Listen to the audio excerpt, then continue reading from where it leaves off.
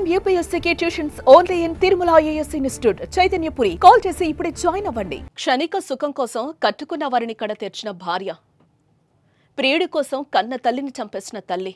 ఇదిగో ఇలాంటి వార్తలు ఈ మధ్య నిత్యం వింటున్నాం. అక్రమ సంబంధాల ముసుగులో దాంపత్య జీవితాన్ని బుగ్గిపాలు చేసుకుంటున్నారు. తాజాగా సంగారెడ్డి జిల్లా అమీన్పూర్లో ప్రియుడి కోసం కట్టుకున్న వాడిని కన్నవారిని కడతేర్చాలని భార్య వేసిన ప్లాన్లో పాపం ముగ్గురు పసివాళ్లు బలయ్యారు. దీంతో ప్రియుడితో పాటు రజితను పోలీసులు అరెస్టు చేశారు. ఈ క్రమంలో ప్రియుడి శివ ఫోటో నెట్టింట వైరల్గా మారింది. దీంతో ఇదిగో వీడి కోసమే ముగ్గురు పిల్లల్ని చంపింది అంటూ జనం ఆగ్రహం వ్యక్తం చేస్తున్నారు.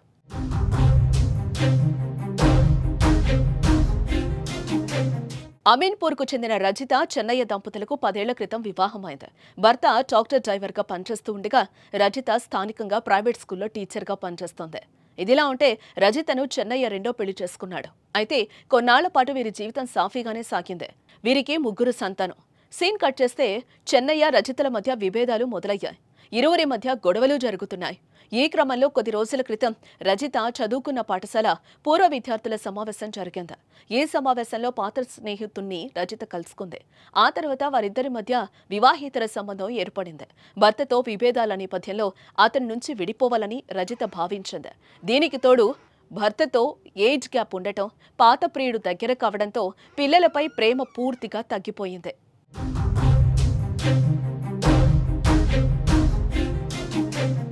ఈ నేపథ్యంలో తనను పెళ్లి చేసుకోవాలంటూ ప్రియుడు శివ ముందు ప్రపోజల్ పెట్టింది రజిత. అతడు దానికి కొన్ని కండిషన్లు పెట్టాడు. నాతో జీవించాలనుకుంటే నీ పిల్లలను చంపే, ఆ తర్వాత నీ భర్త మీదకు నెడితే అతడే జైలుకు వెళ్తాడని ప్రియుడు శివ ఆమెకు సూచించినట్లుగా తెలుస్తోంది. దీంతో ప్రియుడు మాటలు విన్న రజిత తన కన్న బిడ్డలకు పెరుగన్నంలో విషం ఇచ్చి చంపేసింది. అనంతరం భర్తను ఇరికించే క్రమంలో ప్రియుడు శివ, రజిత పోలీసులకు దొరికిపోయారు. వీరిద్దరిని సంగారెడ్డి పోలీసులు అరెస్టు చేసి జైలుకు పంపారు. దానికి సంబంధించిన వీడియోలు సోషల్ మీడియాలో వైరల్ గా మారాయి. ఈ క్రమంలోనే రజిత ప్రియుడు శివ ఫోటోలు నెట్టింట వైరల్ గా మారాయి.